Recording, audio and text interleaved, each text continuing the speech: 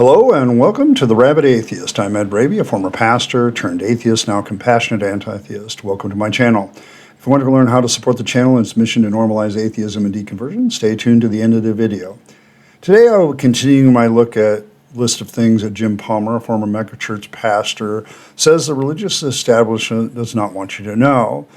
Today we are looking at number 11. And this is part of my series of seeing behind the religious curtain and hopefully finding something in the things that Jim Palmer says to talk about when it comes to deconversion and moving on from religion. But Jim Palmer says this in his 11th point. A healthy religion is one that helps us own and integrate the shadow side of human nature for the good of person and planet, something few clergy are trained to do. Clergy are trained to promote the religion they represent. They are apologists, not liberators. If you want to be a more just, compassionate, and loving, you must do the personal work within yourself and free yourself from the conditions that lock you into injustice, cruelty, and hate. And this means you have to free yourself from all your narratives, including those you call religious. Today I kind of want to talk about understanding what religion you need to be a good person, and I'm putting the word religion in quotes here. So according to Palmer, a healthy religion helps a person understand and take ownership of their darker side or their shadow side as human beings. It helps us to free ourselves from that injustice, cruelty, and hate. So in other words, what he's saying is any ideology or religion or philosophy, I would add a lot of things there that can do this, that helps us free ourselves from being unjust, free ourselves from being cruel, free ourselves from being hateful. If whatever that is, that helps us do that, that should be our religion. It should be something that does that for us. A healthy religion also should bring out our sense of justice and kindness and love. So it should reinforce these ideas of justice and kindness, compassion, love, things like that. And I would, in a sense, agree with them. I think the reason, for instance, that I follow like the 9 Noble Virtues is because virtue in and of itself kind of does that. It kind of pushes me away from injustice and towards justice. It kind of pushes me away from cruelty and pushes me towards more compassionate, hospitable, lifestyle. And it definitely moves me from the hate of other people to the love of other people. And the thing is that I don't need the religious aspects of that to do that. I follow Stoicism for the same reason, because it's a philosophy that pushes me towards a more sense of justice and virtue and moderation and things like that, and to be a kinder, loving person in the midst of understanding that suffering is going to happen. Okay, and so having a way to deal with that, I think, is very, very much a reason why I personally picked that philosophy. So at this point, I guess I really agree with the sense of this. And I'm going to also agree with another point that he's about to make. Because in this paragraph, I would say that his idea that clergy cannot help you in this regard because they are not trained to help you in these things. Now, a lot of clergy might push back on that and talk about the virtues of whatever their religion is. They might talk about how they're compassionate, help all these things. But usually my point as an atheist at that point is, name me something that you do along these lines that couldn't be done without the religious theology and beliefs of it. If you didn't have those religious and theology beliefs, could you still be a compassionate person? Could you still be a just person? Yes. Could you still be a loving person? Yes. Okay, so why is the religion then necessary? Why do we need all the rest of this stuff? And then he says something else here, but yes, clergy are really trained to promote their religion as apologists. For them, it is really about binding you to their religion, okay? Everything about Christianity, for instance, is about winning converts so that people are bound to the religion. They're enslaved to the religion and that religious ideology. You're no longer, there are certain ideological virtue effects that once you bind yourself to a religion, you can't think an opposite direction. Otherwise, you'll be destroying some of the tenets of the religion. And so religion has this inherent nature to itself that you become a devotee of it, you become a follower of it. Now, other things have that. I think philosophy can have that, but it doesn't have the religious underpinnings of a belief in God or a belief in some sort of spirituality because of it. Religion just kind of pulls you in and says, this is the lock, okay? And clergy members having been one myself, I can tell you that this is all about binding you to my church. I lost track of the number of training sessions I went to as pastor, both in my formal education and later as a minister, where people were basically training me how to get people in the church and keep them, how to grow my church, how to make it more successful. And in order to do that, I, of course, had to be a very successful apologist, or at least give people reasons why they should continue to follow the faith. So in that aspect, the more I look back at it, yeah, that's exactly what we're trained to do. We're not, now there are some that are trained in counseling, there are some that are trained in, compassionate work, social action, and often many ministers do those sorts of things. But they don't need the religion for that aspect. They need to be the apologist and to be the religious figure for all the theology, for all the reasons of coming to hear the sermons, for all the, the list of following the religion is what the clergy person is trained to promote. He doesn't have to train you in compassion because you already have that as a human being. He doesn't have to train you in justice or injustice because you already have a natural sense of what justice is. And you can understand that that's, yes, subjective, but we can still come up with objective rules for justice. You can understand all that without the religion. He, as a clergy member, needs to, or her, has to attach you to the religious faith. We're not, as a clergy person, I was never trained to help people become better people. That's why I was probably never in general very helpful in helping that. Because I was always pushing the personal transformation of the person. You got to go to Jesus. You got to go to God.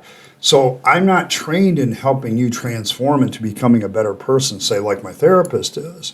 My therapist is trying to help me become better and become more acquainted with my issues such as autism, all that stuff, and my hypersensitivity. She helps me get past all that and have a better life because I'm making better decisions about things and managing my issues better. Whereas a clergy person isn't really taught to do it. As a Christian clergy person, I was taught, okay, if you really want to transform your life and be a more loving person and be more of this, that's not up to me. I would actually deflect that, okay, and I would put that back on the believer to get closer to God. You got to go to Jesus. Jesus will transform you through the Holy Spirit. The Holy Spirit will give you the gifts of the Spirit. When you look at the gifts of the Spirit in Galatians, what are they if not virtues, okay, that anybody can follow? But the Christian view is that God is the one who transforms you. It's Jesus that transforms you. It's the Holy Spirit that transforms you and makes you a better person. And so the clergy isn't really equipped to make you a better person because he doesn't feel that that's his role. Inside of religion, it's the spirituality. It's the following after God. It's following after Christ. It's letting the Holy Spirit come into your life and transform you. That is the transformative element. And so the clergy of religion are not trained to transform you. They often will push you to something that they think will transform you and that you have to take responsibility for yourself. So if you don't transform, if you don't become a better person because of the religion, that's not their fault. It's not the religion's fault. It's the person's fault. You didn't use the product correctly, okay, and you need to get better at using the product. And so it becomes more of a, follow up with the sales to make sure that the person is being responsible in the use of their product so we don't get blamed for the failure. It's a continued push like that. And this is where I kind of really agree with Jim Palmer, because I think one of his other points is if you're going to be a good person, you need to free yourself from all narratives that lead you to your darker side being expressed instead of the lighter side being expressed. And that includes the religious aspects, any religious ideas. The reason I always tell people that you're a better person without your religion is very simple. It's all the additive stuff that adds to it. The problem with religious narratives is they reinforce a tribalistic nature, and not in a good way. It would be one thing if we had religions that say, hey, we're all the tribe of humanity and we all have to work together as human beings to make the world a better world. That would be awesome. That would be great. But that's not what a lot of religious narratives have. We have this exclusivity. We know the truth and everybody else doesn't know it. We have the way to salvation and other people don't know it. We have the true philosophy and other people don't have the true philosophy. And so it leads you to promoting maybe justice, kindness, and love, but only in the in-group. It lessens our views of others in the out-groups. There's no justice, we have the just way of following Jesus Christ, so we're going to avoid hell, and they're justly going to be put into hell, okay? Do you see this? Oh, we're the Jews, so we have, authority over our land and everything like they do in the Old Testament, and we can take slaves from outside of our in-group. It's morally wrong for us to hold each other as slaves, but it's okay to bring in outsiders as slaves. It's this kind of religiosity, and it's inherent in religion, that the in-group, the people that follow the religion are the in-group, and everybody else is the out-group. And it's not in a good way, because anybody who's not part of this religion is somehow lesser than those that follow it. Okay? This is something that, in my opinion, this is why I became an anti-theist. This is why I'm a compassionate anti-theist. I see how this deception and indoctrination causes people to be lesser people while at the same time thinking they're better people. Okay, so it becomes this habitual thing where they just, I'm becoming a better person because I'm following Christ. I'm trying to follow Christ. Be patient with me. God isn't finished with me yet. There's a whole bunch of other things that, come into that, where there's always an excuse. As an atheist, as somebody who doesn't have all that, I don't have a lot of excuses when I behave badly anymore. Okay, that's just bad behavior. It caused people harm. I shouldn't have done it. Shouldn't have said it. Shouldn't have done it. Whatever it was. Whereas with the theist, it's like, oh, be patient with me. God hasn't finished with me yet. And it's the religiosity that says, okay, but God hasn't finished transforming me yet, so that's why I can get away with this. Or God is telling me to do this action, which is actually harmful to other people, right? But, God told me to do it, so it's okay. It's that kind of stuff that allows you to, where religion actually reinforces your darker side. It reinforces your sense of injustice, where you can act unjustly but justify it because God said for you to do it. You can act in, cruelty towards others, like when people excommunicate members of their family, they shun them or whatever. That, to me, that's an evil thing to do to your family, especially if the only reason is they don't believe as we do anymore. They left the faith, so we can shun them. That's your religion that causes you to be cruel, okay? And there's nothing good about that, okay? There's nothing loving about that, okay? It's your religion that says, hey, people in the LGBTQ community, I need to hate them because God hates them, okay? It's that mentality that comes from religion. It doesn't come from non-religion. Non-religion has to look at it a little bit more rationally and has to come up with good reasons why we're coming up with actions. And so to me, discarding the religion has actually been far more beneficial. I get it all the time. Well, you don't have any sense of morality. I have a better sense of morality than most people that have faith, because I understand that morality is subjective, and depending on the person, there can be some moral gray areas. That's just reality. In fact, most of you people that believe in something actually live that way.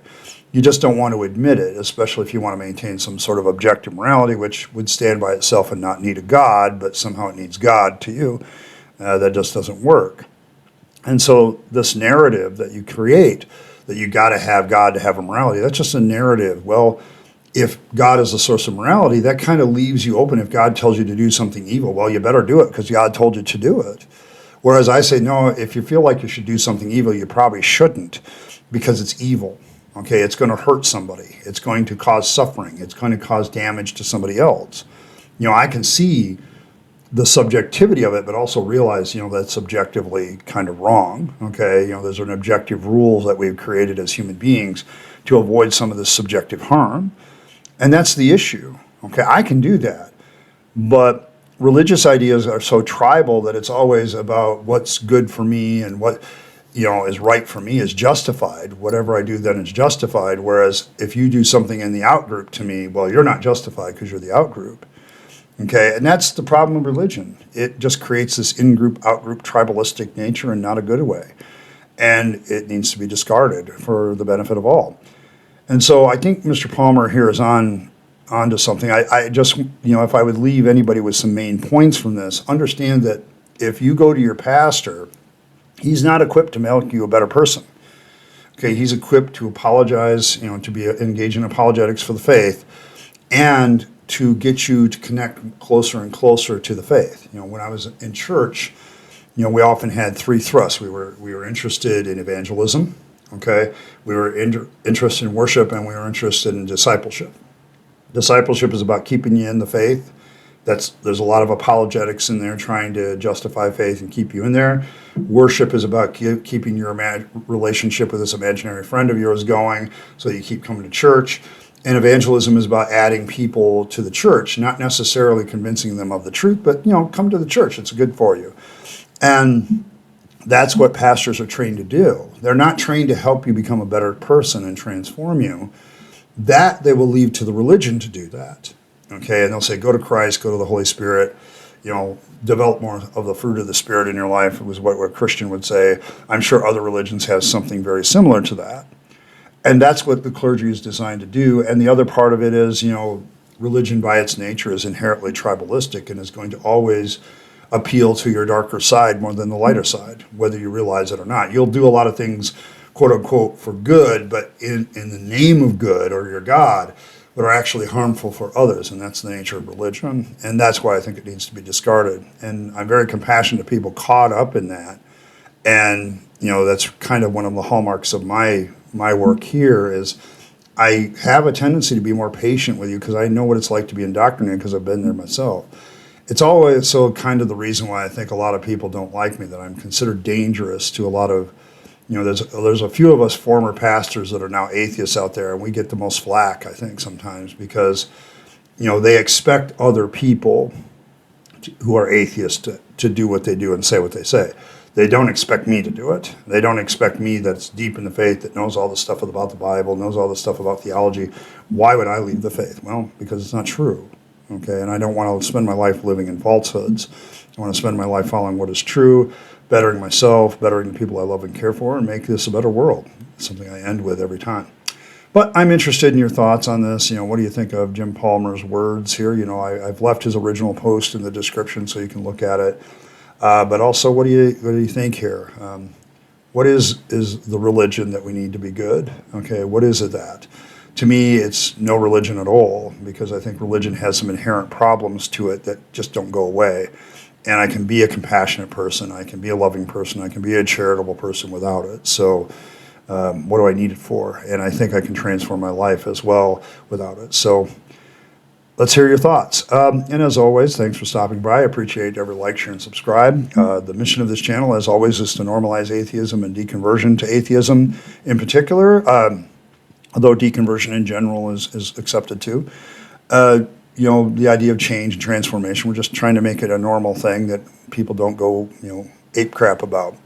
So to that end, if you want to financially support the channel, there's always super thanks, super chat, super stickers, all that stuff that's still there.